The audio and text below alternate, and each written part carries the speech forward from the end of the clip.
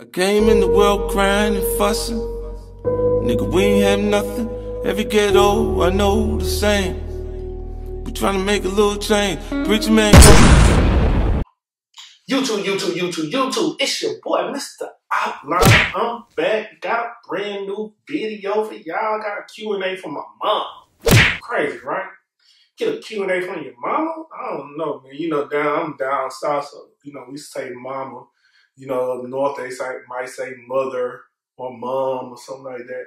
You know, my mama. So, anyway, and low key, she kind of had legit questions. Like, it was like full legit questions. I was like, where she get these questions from? So, I decided to do a Q&A on those because I always ask people to leave comments in the comment section or ask questions that they want answered.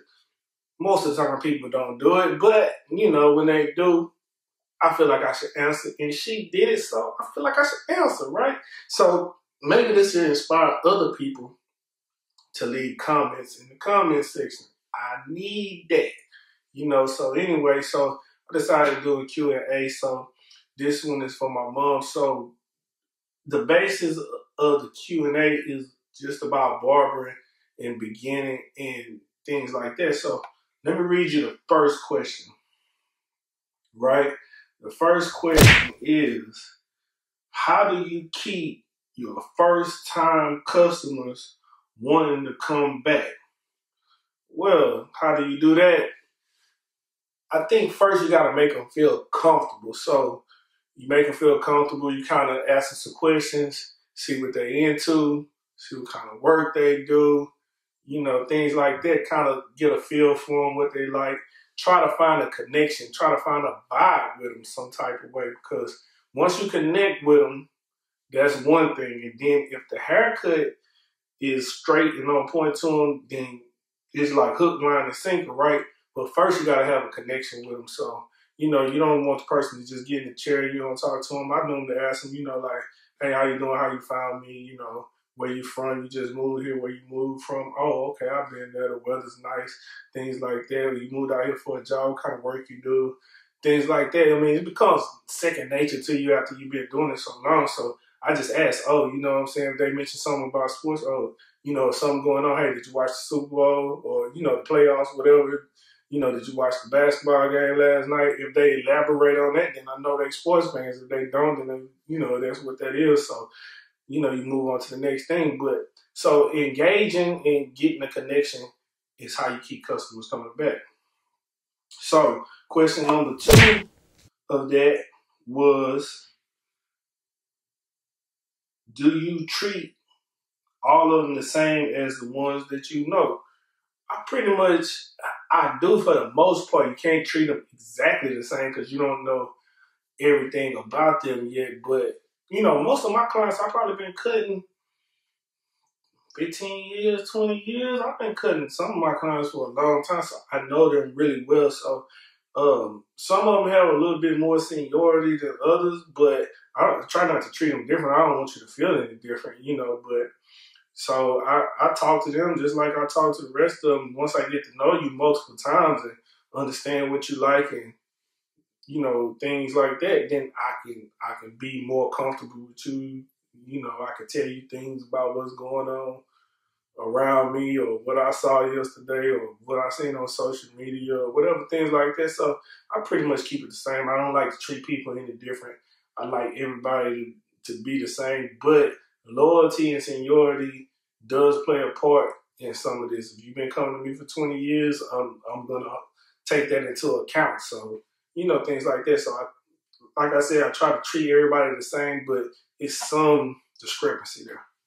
So, and then you got question number 3. So, hey, I heard you hire barbers for work fresh out of school. Is that a good thing? Well, yes and no, right? Sometimes when barbers come fresh out of barber school, they're a little rough around the edges. It could be, you know, customer service. It could be, you know, the consistency. It could be haircuts. It could be a lot of different things when they come fresh out of barber school because, you know, they haven't been groomed properly in barber school. they groom you to become, to get ready for the test, like to pass the test, to know all the terminologies and sterilization and sanitation, things like that. So, yeah, I mean, it's a rough thing, but at the same time, on the flip side, the pros to that is that you can help mold them into whatever they want to be. So if you see somebody with good work ethic, but they need a little help getting over the hump for as professionalism goes or haircuts goes, then you can help them and you can mold them into that. You can help groom them. So, and for me, I'm kind of like a person that kind of like a challenge or like helping people succeed to the things that they want to be, right? So I kind of like taking new barbers in, but another thing about it is, on the flip side, it's hard to get them clientele sometimes.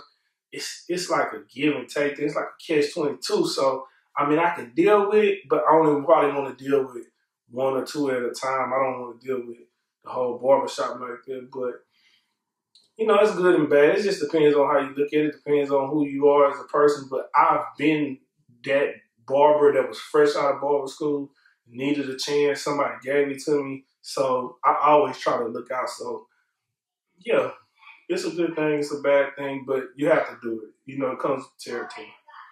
So, and the final question here is also, how do they get their clients when they're first starting? So that's another part of it. So also, I try to teach them about social media, about promoting and advertising themselves. I told them the things that I did. When I started 3 years ago, when I opened this shop, I only had like 200 followers, maybe, if I had that much, because I was just starting. I'm new to social media. I had Facebook, but Facebook really don't count because you just got all friends that right? So when I started Instagram, I had very few. If you look at it today, I probably have close to 14,000 or something like that, 14,000 and counting. So,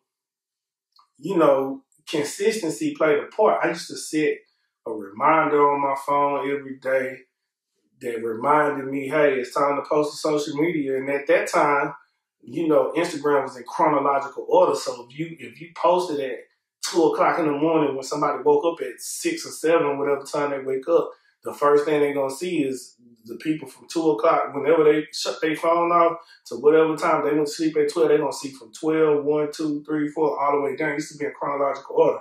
Now it's not like that. It's like the most popular thing or pictures you like the most, things like that. So I try to teach them about that and, telling people word of mouth, running a special, trying to get clients to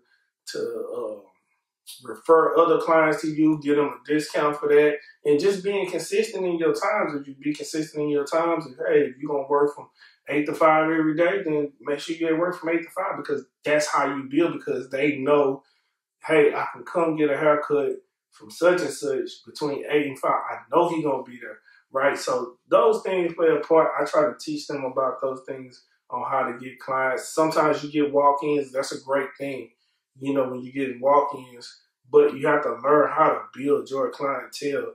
And I tell them about, booking sites.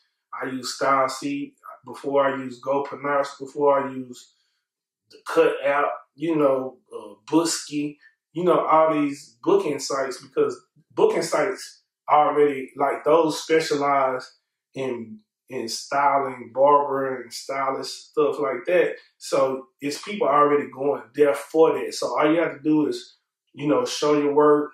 People see it. If they like it, they click on it, they book you. So it's always good to be on that. That's an extra tip for people who don't know, right? So, and then also I tell them to invest in good quality camera, whether it's a camera or your phone. Some of these phones have great picture quality. So you want to do that. You want to put out great picture quality also. So that's how I tell them to keep their clientele. So those are the questions right there at the end. That's the questions that my mom wanted me to answer. So shout out to my mom for helping me out with this video. I needed I needed to put out another video. So this was it. This was a perfect opportunity. And I appreciate the feedback that she gave me and, things like that. So anyway, if you have questions or comments, I'll do another Q&A probably a couple weeks from now. Use some of the comments in the comment sections to make another Q&A.